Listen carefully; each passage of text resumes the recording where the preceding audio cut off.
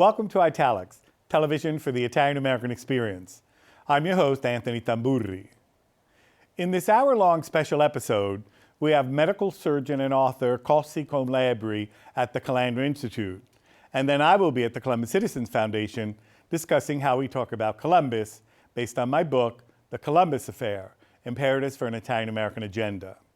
On October 23rd, Italian Charities of America celebrated the Italian-American community in New York, and among the honorees was your college professor, Donna Chirico.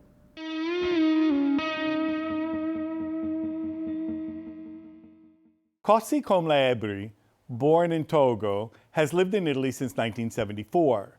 He has published several books and short story collections, including Niela, the first African-Italian novel to be translated into English and published in the United States, and Imbarazzismi, in which he exposes with bitter irony exasperating and disturbing episodes of everyday racism.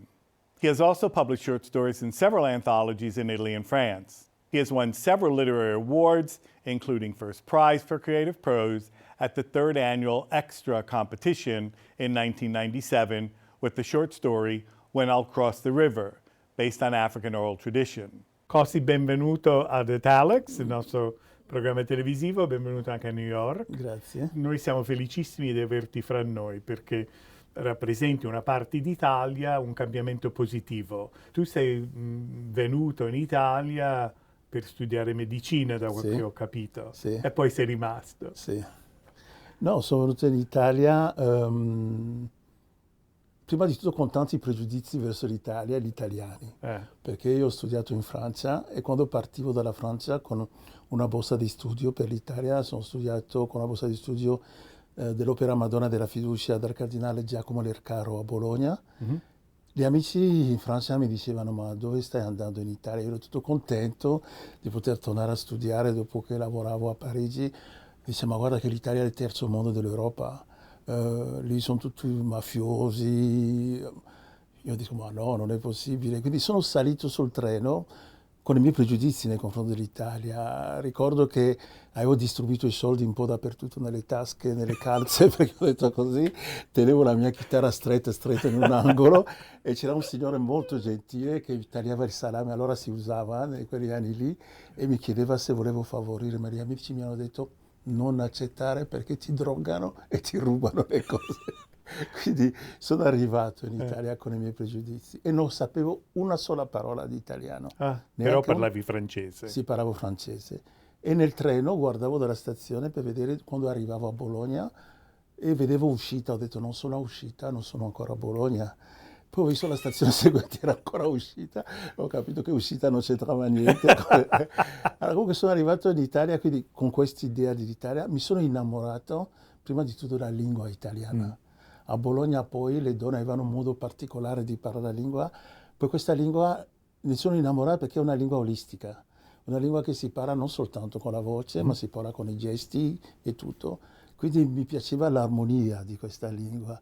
E penso che mi ha aiutato molto anche a studiare in italiano perché mi piaceva la lingua italiana. Quindi mi sono laureato a Bologna nell'82 e poi dopo ho fatto la mia specializzazione in chirurgia generale. Ho fatto un periodo di lavoro in Togo, sono andato a operare, operavo i bambini polio, chirurgia riabilitativa dei bambini con la poliomielite. Poi in Italia il cuore ha la sua ragione che la ragione non conosce, quindi ho incontrato la mia dolce metà in tutti i sensi. E poi quindi sono tornato a vivere in Italia, a lavorare in Italia. Tu sei arrivato quando? Negli anni 74. 74? Sì. Erano anni di caldi, fuoco, sì, a Bologna, anni sì. di fuoco, sì. Sì. Io per la prima volta sono andato nel 70 e poi nel 71-72 cominciavano, poi mi ricordo nel 74 era anche l'inizio delle Brigate Rosse. Sì. Erano anni un po' terribili anche a Bologna, anche all'università. Tu eri a Bologna anche nell'80? Sì, agosto, ero a Bologna, sì. Per quella tragedia. Sì, per la tragedia della stazione, sì. Ero a Bologna, sì. Quindi oramai tu sei italiano. Sì, no, io mi considero in parte italiano. Certamente. Infatti io mi definisco, dico sempre, io sono nostalgicamente togolese, forse razionalmente francese, ma passionalmente italiano. Ecco, in quel senso sì. Per me la linea di demarcazione per come possiamo dire, il riconoscimento dell'altro in Italia sotto certi aspetti, per me comincia con il film di Michele Placido, Pumarò, cioè 1990 più o meno, perché prima si parlava degli stranieri, cioè gli stranieri erano gli albanesi. Sì. No? Poi a un certo punto gli albanesi si sono inseriti e possiamo dire che l'Italia ha, anche se c'era già prima una migrazione dall'Africa, che l'Italia ha finalmente riconosciuto che c'era anche questa migrazione degli africani. Gli albanesi hanno la virtù di essere bianchi. Quindi una volta che si sono liquefatto, cioè si sono in osmosi dentro la popolazione, conoscendo la lingua, sono scomparsi. Sì. Non erano più stranieri. Sì. Invece noi rimaniamo sempre diversamente visibili. No? E questa nostra diversità, che è uno dei problemi soprattutto della cosiddetta seconda generazione oggi, che pur nati in Italia non vengono riconosciuti come tali, proprio perché la loro identità fenotipica è più forte della loro identità reale, perché quindi l'identità in cui si sentono loro e quello che viene attribuito a loro si scontra continuamente. È un grande disagio. Noi boomers, come si direbbe oggi, che siamo venuti tanti anni fa, noi sapevamo di essere stranieri. Quindi abbiamo assunto questo ruolo di stranieri, eravamo quindi disposti anche a accettare determinate cose. Loro che sono nati in Italia non si vedono come stranieri, e per essere visti come stranieri è un peso per loro, sì. Per tornare agli albanesi, non hanno il privilegio della bianchezza. No. È un discorso questo, che abbiamo iniziato ora qui da una ventina d'anni per quanto riguarda gli italo-americani. Il discorso della bianchezza, cioè del privilegio della bianchezza. Sì. E molti fanno fatica a capirlo, questo concetto no, del privilegio. C'è un ex giocatore, come scrive Lilian Thuram, che dice: ma uno non nasce bianco, lo diventa. No? Cioè, è questa espressione che veramente spiega perché l'idea del privilegio bianco è un possesso del potere, no? Che avviene successivamente, no? Perché uno non parte con queste... E chi ha questo privilegio non ha neanche coscienza di averlo, perché è così ovvio, no? Perché per lui è normale che sia così. Io vedo i ragazzi però sono molto agguerriti, stanno cercando di riconquistare dei loro spazi, di farsi riconoscere come tale, e non è facile. Tu hai affrontato questo problema nei tuoi scritti tramite l'umorismo. Certo. Parliamo un po' dei tuoi libri, perché tu sei molto umorista, no? Cioè l'umorismo è molto importante perché da un lato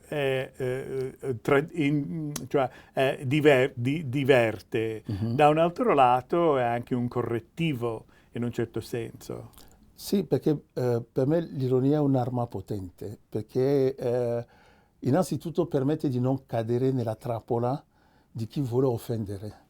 Perché se uno mi vuole offendere, io mi arrabbio, faccio il suo gioco. Invece rifiutando di entrare in questo gioco, allora non faccio la parte della vittima, perché se io faccio la vittima, allora sto nel suo gioco e lo subisco. Invece l'ironia mi permette di liberarmi di questo. Poi io penso che il ridere fa luce nelle tenebre, cioè quando uno ride, anche fisicamente apre la bocca, apre uno spazio che è uno spazio in cui io posso entrare e far passare il mio messaggio. Magari ne ride, ne sorride, ne ride, poi dopo riflette sopra, no? Perché anche nei rapporti comuni, nel rapporto con l'altro, l'aggressività secondo me non rende. Perché se io voglio discutere con qualcuno e inizio, hai torto, ho già chiuso il discorso, perché lui si mette in posizione di difesa. Invece dovrei partire dicendo, sì, quello che hai detto è vero, ma no? Quello che in un viaggio ultimamente in Marocco, la nostra guida dice: gli italiani in qualunque cosa dicono sì, sì, sì, sì, però è il però correttivo che permette di dire quello che poi in fondo è quello che uno pensa, ecco. No, quindi l'ironia permette questo ed è un'arma veramente utile che mi viene naturale proprio nella mia essenza anche personale di usarlo, quindi la scrittura mi dà questa opportunità. Ecco. La critica giornalistica, tu hai avuto anche abbastanza successo, hai vinto anche uno dei primi premi per gli scrittori. Sì, per scrittori migranti, sia il premio Exetra che quello, anche perché forse vantaggiato del fatto che io ho studiato la lingua italiana nello studio medico. Quindi ero avvantaggiato rispetto per esempio a un Pap Kupa o a Saidou Moussaba che hanno imparato la lingua per strada. Quindi hanno dovuto in primi tempi avere praticamente un giornalista, hanno fatto una scrittura a quattro mani, avevano qualcuno che scriveva per loro. Noi eravamo, diciamo, io facevo di quelli che per primi hanno cominciato a scrivere direttamente in italiano. E ricordo che alcuni giornalisti non ci credevano, dicevano non è possibile che tu abbia fatto scrivere direttamente in lingua italiana. Forse sicuramente pensi nella tua lingua, poi traduci in francese, dal francese in italiano. Dico no, io penso direttamente in italiano e scrivo direttamente in italiano. Il giorno che mi sono svegliato, che ho sognato in italiano, ho capito che questa lingua l'avevo dentro di me. È verissimo. E questo è verissimo. Mi sono svegliato e ho detto, ho sognato in italiano. Quindi, poi ci sono la nuova generazione che ha cominciato, diciamo, quelli allattati dalla lupa, che sono nati direttamente qui, che hanno cominciato a scrivere direttamente nella lingua di Dante, la lingua di Calvino, la lingua di Ri di Luca, ecco. Hanno questo vantaggio, sì, certo. Ma infatti c'è un libro bello e importante in questo senso che noi abbiamo presentato nel febbraio di 2020, Future, il futuro narrato dalle voci di oggi. Abbiamo fatto la presentazione qua, queste giovani donne. Il gruppo il Jabba proprio si trova in mezzo fra la nostra generazione e i nuovi che stanno scrivendo molto, soprattutto c'è molta scrittura femminile, molto sviluppata ultimamente, e che va anche oltre l'autobiografia, perché molte pensano sì, ma tanto sono tutti libri autobiografici, ma io credo che scrivere la propria autobiografia è un atto vitale per uno scrittore, per un intellettuale, perché vuol dire situarsi nel tempo, capire fra l'oggi, l'ora, fra quello che si era prima, quello che si sta diventando, è molto essenziale. Poi permette di fotografare l'Italia in tempo reale. Io dico, come descriviamo noi l'Italia, gli storici fra qualche anno dovranno andare a leggere i nostri testi per raccontare l'Italia di questi anni. Sì, perché come vediamo noi l'Italia, gli italiani non si vedono. Perché do l'esempio spesso di quelli che hanno i capelli a riporto, che si guardano allo specchio, sistemano il capello. Noi siamo al primo piano e lo vediamo di sopra, i suoi capelli, vediamo il buco che c'è sulla testa. Quindi abbiamo un'altra visione dell'Italia rispetto a quello che gli italiani stessi si vedono e si raccontano. Quindi io credo che in un futuro prossimo questi nostri testi avranno anche questo valore antropologico dei selvaggi che sono venuti a raccontare i civilizzati. Ecco. Sono quasi 50 anni che tu sei in Italia. Avrai visto tanti di cambiamenti, no? E sempre in quest'angolo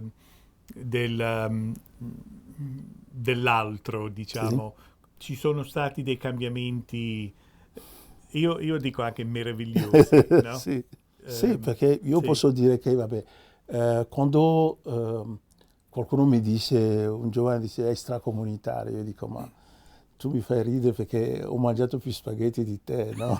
Tanto per cominciare, ho visto tutte le crisi di governo, tutti i festival di Sanremo, tutte le scioperi, quindi ho vissuto l'Italia al quotidiano per tanti anni, quindi posso dire, rispetto a quelli che vanno in vacanza in Africa un mese, tornano, conosco l'Africa, io posso dire che conosco l'Italia. Sì, questo è un paese che è cambiato molto nel rapporto con l'alterità.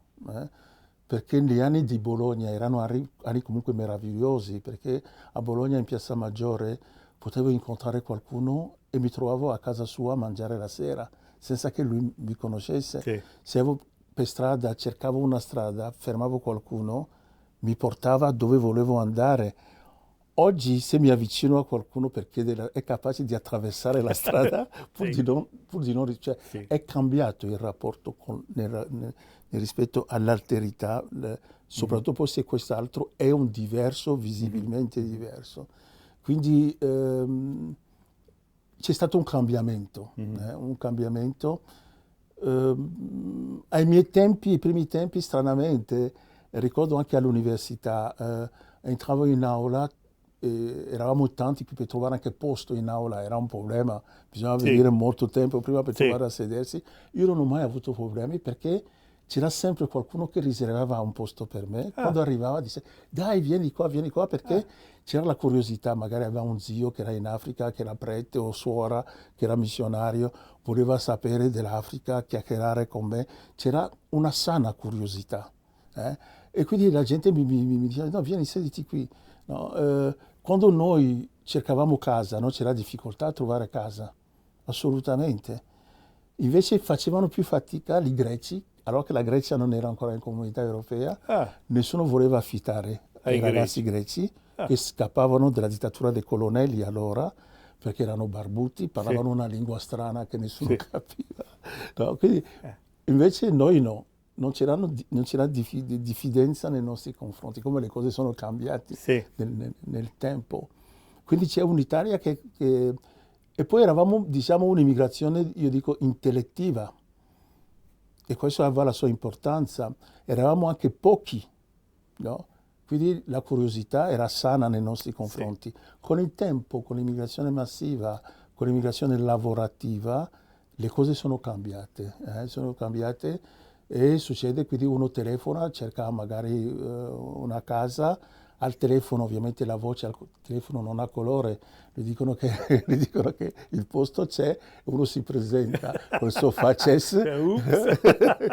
no, posto già affittato. È stato già affittato. Sì. E questo per il lavoro la stessa cosa, no? Sì. Allora che questa cosa prima non esisteva. Quindi l'Italia è cambiata in quel senso lì.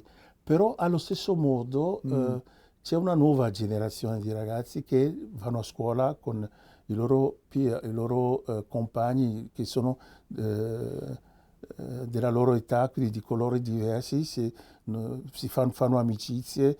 È bello vedere adesso nei parchi giochi sono diversi i colori. C'è una vignetta che si trova molto bella di uno che chiede a un bambino: ma quanti stranieri ci sono nella tua classe? E lui risponde a suo padre: papà, adesso nella mia classe siamo tutti bambini. Bello. Questo è meraviglioso, sì. questo è veramente meraviglioso. Sì. E questa è un'immagine dell'Italia che sta cambiando. Quindi nella gente comune io credo che vi è un cambiamento positivo, ma la classe politica non ha colto, secondo me, questo cambiamento. Infatti, perché io ho detto prima, no, che per me una linea di demarcazione culturale è Pumaron, 1990, eccetera. Politicamente vedevo un bel inizio quando hanno creato il Ministero dell'integrazione. Certo. C'era la Cécile Kyenge, che era la primo ministro, eccetera. Ma poi il governo dopo l'ha abolito. Sì. Ed è stata una marcia indietro, è stata una grossa delusione, perché avevamo messo tante speranze, anche perché veramente Cécile si ha battagliato, ha affrontato l'aggressività sia della destra estrema che della Lega, soprattutto, che avevano dichiarato guerra. L'hanno attaccato in tutti i modi, anche nel privato, perché io conosco bene Cécile, perché conoscevo il suo ex marito. Perché anche lei è medico, vero? Lei è medico, sì. Uno oculista. Ci conosciamo, militiamo nella stessa associazione, la Redani, la rete della diaspora africana, e di cui adesso sono presidente onorario, che lui era allora presidente e lei era la mia segretaria. Quindi ho perso la mia segretaria che ha voluto dedicarsi alla politica, anche se io non ero d'accordo, perché rimango convinto che i veri cambiamenti sono cambiamenti culturali, piuttosto che politici, che noi dovevamo lavorare per cambiare proprio le mentalità e che con il tempo i cambiamenti culturali sono più lunghi, però secondo me incidono più profondamente nella società. Forse le due cose vanno portate assieme, sia il cambiamento politico che la lotta politica che la lotta culturale. E purtroppo quando è arrivato il governo Renzi, dopo il governo di Letta, hanno soppresso questo ministero. Secondo me è stato un errore perché c'era bisogno soprattutto per portare avanti la legge per la cittadinanza. Sì. Per legge per la cittadinanza, perché... Sì, perché per un americano non torna che uno nasce, cresce, viene istruito, cioè, e non è cittadino e all'età di 18 anni deve fare una montagna di burocrazia per diventare cittadino. E non deve mai uscire. Deve essere residente in continuazione per 18 anni dentro il paese, quindi vuol dire non tornare neanche nei paesi di origine dei suoi genitori. Dei suoi genitori, E i genitori devono avere un certo quantitativo di soldi, di vita, eccetera. Per me è un razzismo istituzionale, quello degli ius sanguinis, perché c'è questo paradosso enorme che uno può avere il bisnonno italiano e nasce quindi in Argentina, in Australia, in Canada, può avere il passaporto italiano senza sapere neanche una sola parola di italiano. Guarda, ora ti interrompo. Guarda, 2 giorni fa mi avvicino a una persona che conosco, dice che un parente suo che può votare non riesce a leggere però la scheda. Mi ha chiesto suggerimenti su come votare. Io sono rimasto sterrefatto. Non devono conoscere una parola di italiano. Eppure hanno il passaporto e hanno anche il diritto al voto. Sono cose allucinanti. No, è gente che mangia la pizza con le patatine fritte, che è uno scandalo per quello che vive in Italia. Può votare, può avere la cittadinanza, può avere il passaporto italiano, ma dei ragazzi che al telefono non sa riconoscere la loro voce da quello di un napoletano, che parlano napoletano o romanaccio, che sono sempre vissuti in Italia, si sentono italiani, tifano per la squadra, per la nazionale italiana, eppure non sono riconosciuti come italiani.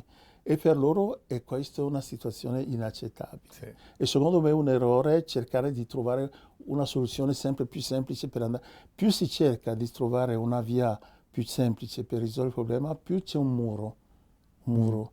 Adesso si è proposto Ius Scholae per dire almeno quelli che hanno fatto 5 anni di studio, eccetera, e anche questo c'è stato un blocco. Diciamo, i partiti xenofobi hanno presentato più di 287 emendamenti richiedendo che uno doveva sapere tutte le sagre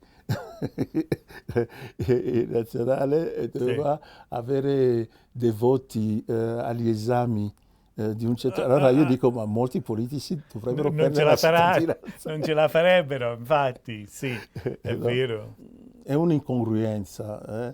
Poi le leggi, cioè è una legge che è ingiusta, una legge paradossale, e quando le cose sono ingiuste vanno cambiate. È molto paradossale in questo. Cioè l'Italia permette o dà il voto a chi ha lasciato l'Italia, no? Basta che tu sia iscritto all'AIRE, tu puoi votare. Però non ci sei più, non paghi le tasse, nulla. Però, invece chi sta lì, che è nato lì, è educato, istruito, lavora adesso, paga le tasse, non può votare. È una cosa assolutamente assurda. Dov'è il grado di italianità? Qual è l'elemento che crea l'italianità? Cioè l'inno nazionale, chi ha mangiato più chili di spaghetti? Cioè, quali sono gli elementi? Perché qual è l'elemento che coniuga uno che nasce a Caltanissetta o che vive a Bolzano? Qual è l'elemento? Cioè, prima di tutto io credo la lingua. italiana è la lingua di Dante, Sì. che l'elemento. Allora, questi ragazzi che crescono lì, che vanno a scuola lì, che conoscono bene la lingua italiana, non hanno diritto a votare, non hanno diritto alla cittadinanza, anche perché non hanno un'altra. Sì, Molte sì, volte non conoscono neanche il luogo di origine dei genitori, meno che meno la lingua dei sì, genitori, non la conoscono, sì, perché nella loro ricerca di omologazione con i loro compagni, la prima cosa che rifiutano è quello di parlare la lingua dei genitori, sì, cioè la rifiutano, perché è qualcosa che li rende diverso, no? A volte questo percorso psicologico esasperato che hanno molte volte nella ricerca di omologazione, arrivano anche ad avere vergogna dei loro genitori, sì, che quando la mamma con le treccine, con il vestito colorato viene a prenderli a scuola, loro si sentono diversi, no? sì, No, io ho l'esempio di tanti bambini che dicono alla loro mamma, ma io non sono nera, anche perché sono assenti del loro proprio sì, immaginario, no? Perché il loro immaginario è quello dei bambini che loro vedono attorno a loro. Quindi se hanno tanti bambini neri, bianchi attorno a loro, loro si vedono bianchi, loro sì, non si vedono neri. sì, Quindi quando un altro bambino magari lo insulta come tale, torna a casa e dice, ma io mamma, io non voglio essere nera, ma perché non mi hai fatto non mi hai fatto bianco, bianco, sì, no? Quindi, sì, che poi quando istituzionalmente questo razzismo viene instaurato, rende ancora le cose più difficili, perché vuol dire difficoltà dell'approdo anche al lavoro, nell'entrare nel mondo sì, del lavoro, no? Io personalmente, per esempio, vabbè, io mi sono laureato a Bologna. Io inizialmente volevo fare la specialità in ginecologia. Quando ho cominciato a frequentare il reparto, il primario è venuto a dirmi di non più venire ah, perché facevo paura alle donne. però, Allora io ho scelto la chirurgia perché ho detto tanto dormono, quindi non avranno paura di sì, vedermi, no? sì, Quindi che adesso le cose sono cambiate, ma già ai miei tempi sì, c'erano questi che stiamo parlando degli anni 70, difficoltà, mica sì, dell'illo tempore, ecco. E dei ragazzi che nascono e crescono in Italia è un'ingiustizia enorme, anche perché l'Italia forma quindi delle persone di cui non possono usufruire, no? Di cui le loro capacità, i loro sì, talenti, e non capire che questi ragazzi che arrivano con basi culturali un po' diverse sono vere ricchezze sì, per l'Italia. sì, È grave questo, sì, non capirlo, no? mhm, Che l'Italia avrebbe vantaggio a capire la ricchezza della diversità, mhm, che questo permetterebbe all'Italia stessa di crescere meglio come paese, profittando di queste cose che arrivano, anche nel campo della letteratura, quindi diciamo, emozioni e sensazioni descritti filtrate da altre culture che sì, arricchiscono anche non per neologismi soltanto, ma per i pensieri diversi, emozioni trascritte diverse nella lingua di Dante, la lingua di Calvino, no? E questo Nishi l'aveva capito. Noi come scrittori migranti sì, dobbiamo molto a Nishi, perché Nishi, per esempio, ci ha fatto scoprire Glissant, no? sì, Cioè sì, la poetica del diverso, di aversi fatto capire quanto era importante la poetica relazionale, no? Che è un elemento anche filosofico delle nostre radici sì, africane, sì, no?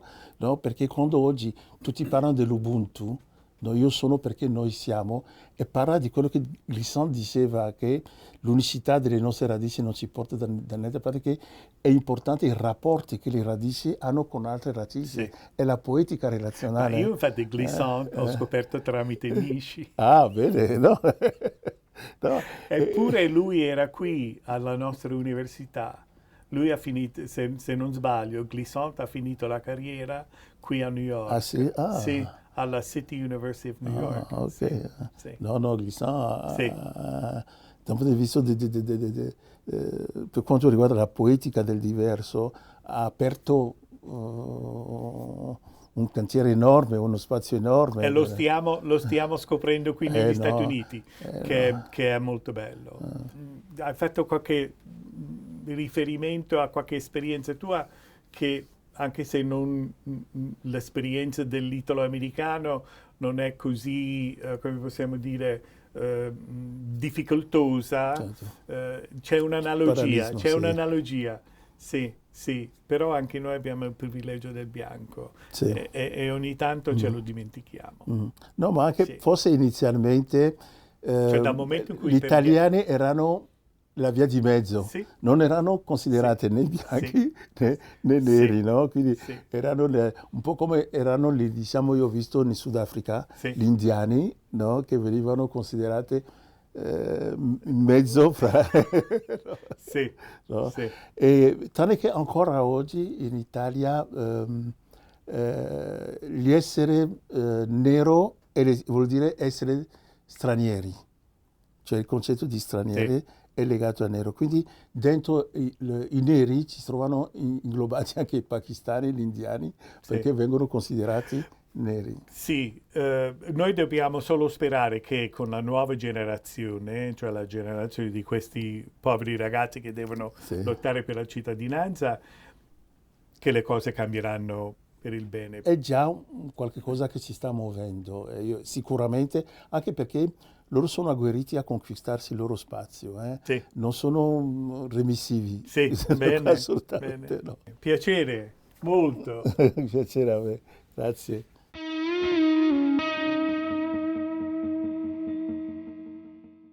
The Columbus Affair tackles the Christopher Columbus trilogy, man, myth, and legend. That is, spiritually, culturally, and historically.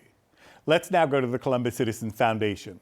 History is important because we really need to know what we're talking about, right? So a couple of events. First of all, 1792 versus 1892. 1792 was the first celebration of Columbus. A lot of people don't know that. It was really the first celebration of Columbus by whom? By quote unquote Americans.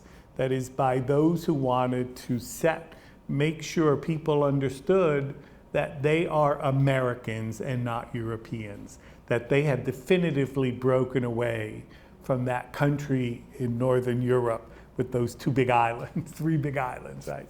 That they've broken away from England and that they are by now Americans, 1792, so we're talking about 2-3 generations already of people who are defining themselves as quote unquote new people, right? Contrary to what some of the current defenders of Columbus have said, 1892 is not the first celebration of Columbus, number one. And number two, 1892 was supposed to be, or was, a celebration of the discovery that Columbus made. So the then President Harrison did not call it Columbus Day. He said it was the day of discovery by Christopher Columbus for all peoples of America. And so it was really a day for all Americans to celebrate this country, right? So that's the second thing. Recently, we've seen all sorts of exclamations about the 1891 lynchings of 11 Italians in New Orleans was not, as some people have said, the stimulus to the Columbus statue. The Columbus statue, people knew there was going to be this 1892 celebration years before. The Columbus statue was discussed as early as 1889 with Gaetano Russo. That's when he was chosen as the sculptor, an Italian. In 1890, they basically knew what Gaetano Russo was going to do. So to connect in some way, in a quote unquote historical or chronological, a factual way, the lynchings to the Columbus statue is mistaken. Now, is there a connection today? Sure. Is there a sort of sentimental, emotional, one might say even type of philosophical with a small p connection? Yes, people have made that connection, but the connection is not there originally.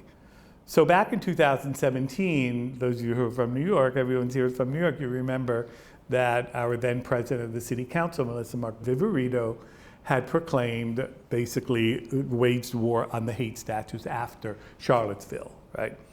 And among the hate statues, she included the Columbus statue and Columbus Circle. And of course, all the Italian American organizations rose up against this, and so on and so forth, right? Well, during that time, during the first sort of wave, the early wave of cities trying to do away with Columbus Day and wanting to call it something else, one of the supervisors, member of the city supervisors, realized, a young Italian-American woman, realized that we're going to lose this battle. We're going to lose Columbus Day. And so her response was, all right, if we're going to lose Columbus Day, let's at least save the day. And so she had suggested that it be called Italian Heritage Day.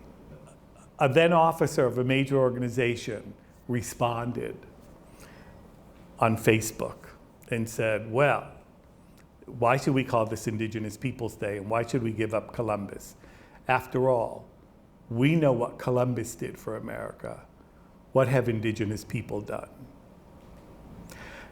That was a statement that somebody put out on Facebook. So for me, that was proof positive that we have to do something. We have to read. We have to be better informed. History becomes important. And the idea of maybe we need to compromise in some way, shape, or form along the way. I know that there are a lot of people today who feel that we shouldn't compromise. So why this book?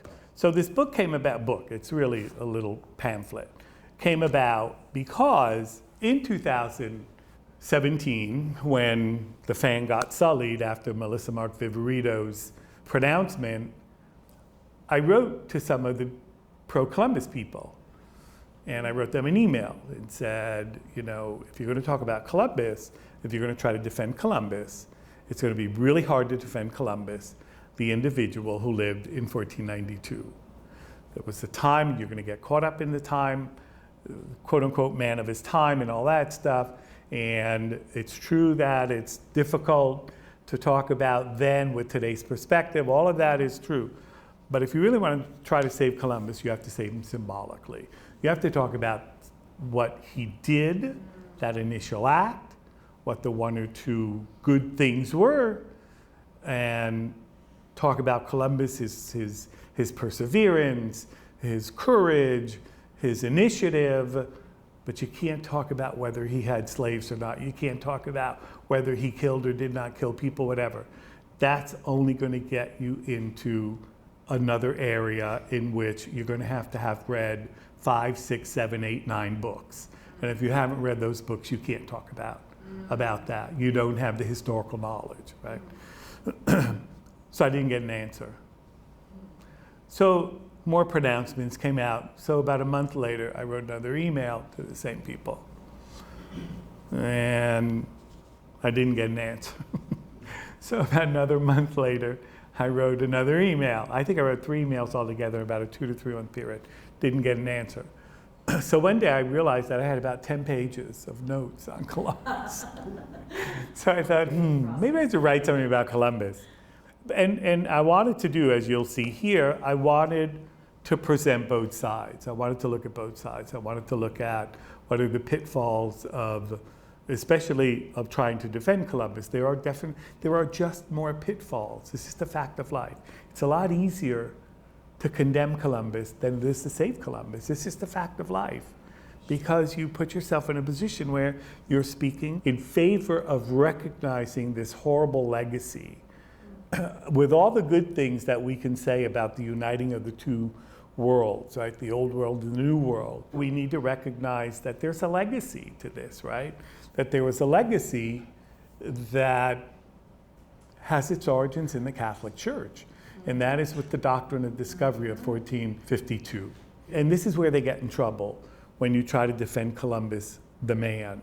Because Columbus, like most of his colleagues of that time, people of his age, basically followed the bullorum of the doctrine of discovery of 1452. And that is, if you went into a land that was not quote unquote Christian, it could be quote unquote discovered. And in the discovery, if the non-Christians didn't convert to Christianity, you can literally enslave them. And so when you look at the Bullarum, you see the difference in Latin, in the language, between in captivity and in servitude. And it talks about having the right to have them, place them in perpetual servitude, or until they decide to convert to Christianity. So here you are trying to defend Columbus, the symbol, right? And you're trying to defend Columbus, the symbol, while you're also defending Columbus, the man. And you realize you can't do that, because Columbus, the man, like all of those around him, just engaged in certain behavioral patterns. And one of them was to follow the dictates of the doctrine of discovery.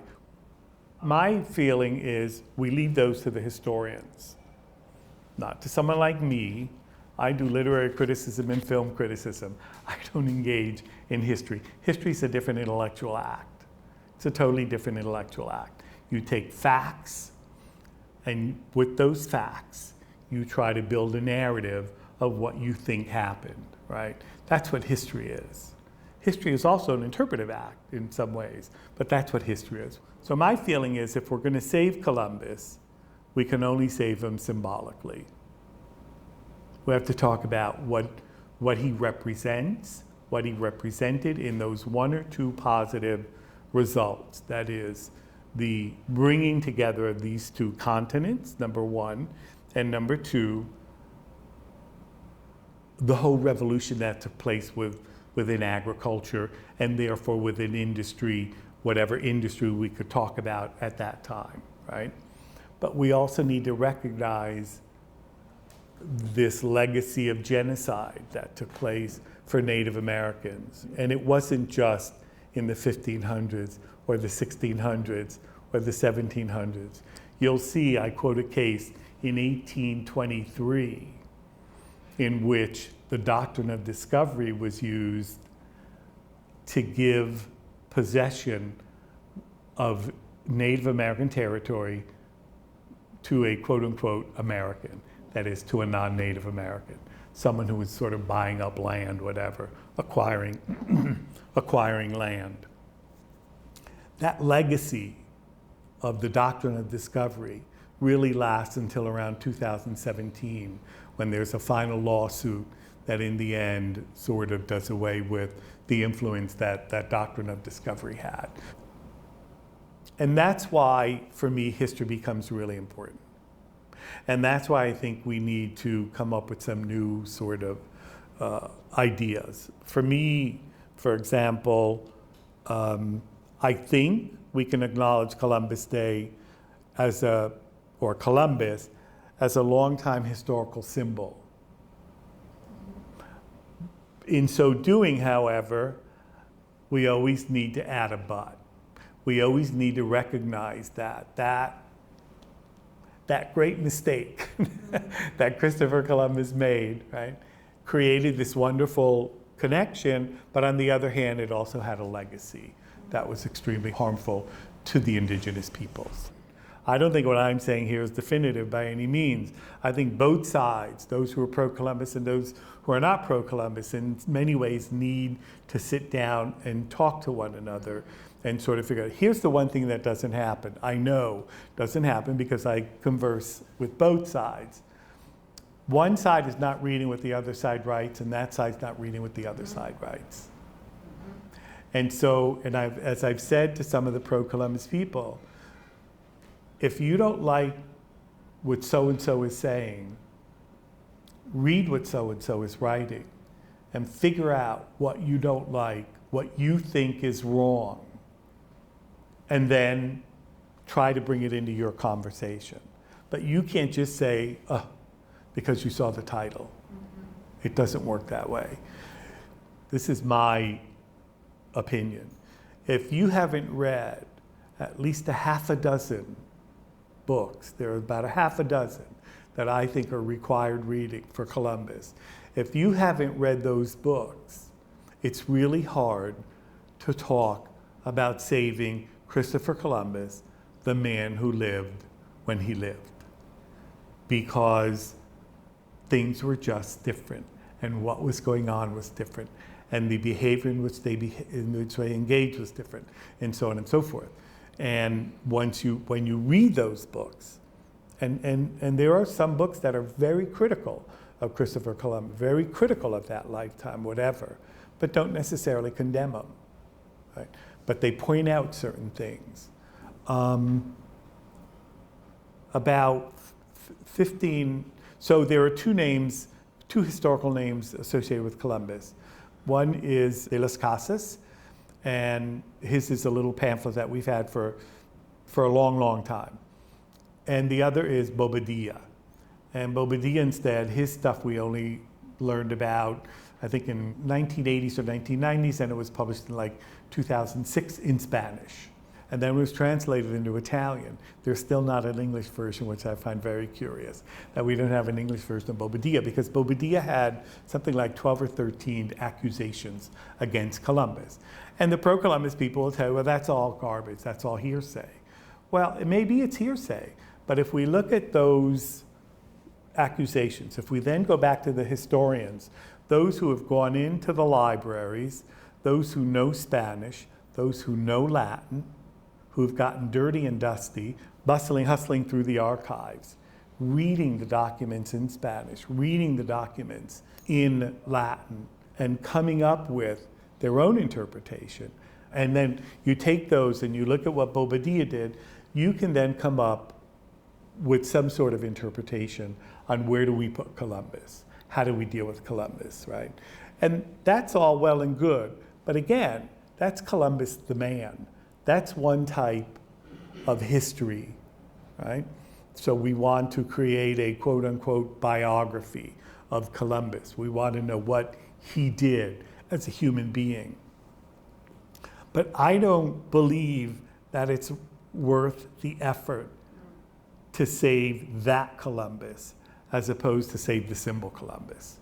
And I think there's greater success in saving the symbol Columbus, just because what happened back then. That slavery existed before Columbus, it's a non-starter. It doesn't matter. It existed, and Columbus was in the middle of all this. And so we get caught up in arguing about the morality of slavery as opposed to trying to save this symbol that's known as Christopher Columbus. And instead, I would rather see people speak about the contributions of Italians to America, right? The contributions of the one or two people who signed the Declaration of Independence, of Filippo Mazzei, who was a friend of Thomas Jefferson, another debatable character, Thomas Jefferson, right? Filippo Mazzei, who was a friend of Thomas Jefferson, who supposedly gave him the words, all men are created equal, or something to that effect. Carlo Bellini, who was the first professor of Italian in the United States at College of William and Mary, who was a friend of Thomas Jefferson, and so on and so forth, right? And becoming more involved in our own history, in our own cultural history, for example. One of the things people don't realize is that Italian American literature, for example, begins basically in Italian, is predominantly Italian. It's true, about 20 years ago, we found a work that dates back to 1835 that was written in English. But basically, when you look at the history of Italian literature, Italian American literature in this country, it's in Italian. The first decades from 1885 and on are in Italian. So what does that do? That brings us now back to something else we can concentrate on along with Columbus, and that is the teaching and the learning of language, of Italian. Everyone complains that Italian is being eliminated, et cetera, et cetera. Well, then we have to support it. We have to support it in a way that we support curricular programming. Again, when we talk about Columbus, and when Columbus becomes an all or nothing, and when Columbus becomes, if you don't agree, then you are, as some of us have been told, a traitor to your heritage. Well, that's a litmus test that basically is a dead end, It doesn't go anywhere after that. When someone says to me that I'm a traitor to my Italian heritage because I'm not out there with a flag waving Columbus, well, I have very little use for that person, as that person has very little use for me. And so the other 6 things that we agree upon don't get done because we don't agree on this one thing. That's the other issue with Columbus, is that it has been used so much, held up so much as a litmus test, that some really good work is not being done. A lot of us are looking at Columbus from the point of view of the Northeast, but Italian Americans are Italian Americans, both coasts and in between. Iowa, not just Chicago, and not just New Orleans, Iowa, Nebraska, South Dakota, where there were mining, where there were mines, and Italians moved there in the late 19th, early 20th century to work the mines. West Virginia, for example. The senator everybody's talking about, Joe Mancini is his family name. There are people who grew up in Italian Americans who grew up in Florida, for example. There are no Columbus Day parades in Florida. There are no Columbus Day parades in Southern California. There are no Columbus Day parades in Central California, right? One of the greatest sort of missteps is when you hear that anti-Columbus is anti-Italian American. It's just not true. The major spokesperson of the American Indian movement, Russell Means, said, "We don't want to take your day away from you. You can actually keep the day, just don't call it Columbus Day." When we hear that, and then we hear pro-Columbus people saying that that if you're anti-Columbus, you're anti-Italian American, it's just not true. I don't know of any of the vandalism that took place. I don't know of any of the harsh anti-Columbus rhetoric that took place that in some way, shape, or form, it was against Italian Americans. I haven't seen it yet. If it's out there, I'd love to see it, but I haven't seen it yet. And those, again, this is why history with a capital H, and in this case, history with a small h, knowing what people are saying elsewhere, knowing what the Native Americans are saying about Columbus, knowing what they're saying about Columbus vis-a-vis Italian Americans, and so on and so forth, can make for better relations, number one, and could perhaps even smoothen out certain things that today, as we sit here, are not smooth. 2-3 years ago, Italy in Chicago was on this truffles kick. And so what they did was they made this big banner that was, 12 feet high and 6 feet wide. And they had a truffle in the middle. And the top said, "Take home an Italian." And there was the truffle. And underneath it said, "It's worth the smell." It wasn't Farinetti and it wasn't Bastianich. It was some young PR person in Chicago who thought that was cute. It's cute, but if you're Italian American, it's not cute, right? It's not cute, because what does it do? It harks back to that stereotype of the Italian immigrant who was dirty, who smelled, who was violent, who carried around a stiletto, and so on and so forth. Those are the things that are equally important today for us, things in which we need to engage, as well as engaging in conversations about Columbus and what do we do about Columbus. They cannot be separated. If you want the world to know that Italians have done great things, then we need to get into the curriculum. We need to get into the K through 12 curriculum, and we need to get into the college curriculum.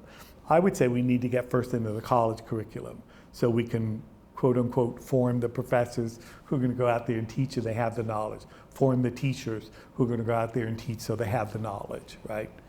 So when they teach American history, they also include immigration. When they include immigration, they also include historical immigration. And if they include historical immigration, they have to include Italians, because we came over here in droves, as we did nowhere else. More Italians in that historical period of 1880 to 1924, more Italians came to the United States than to anywhere else. 4,200,000, more or less. The second and third countries are Germany and France, but this is the place where they came. We have to know that. We have to spread the word.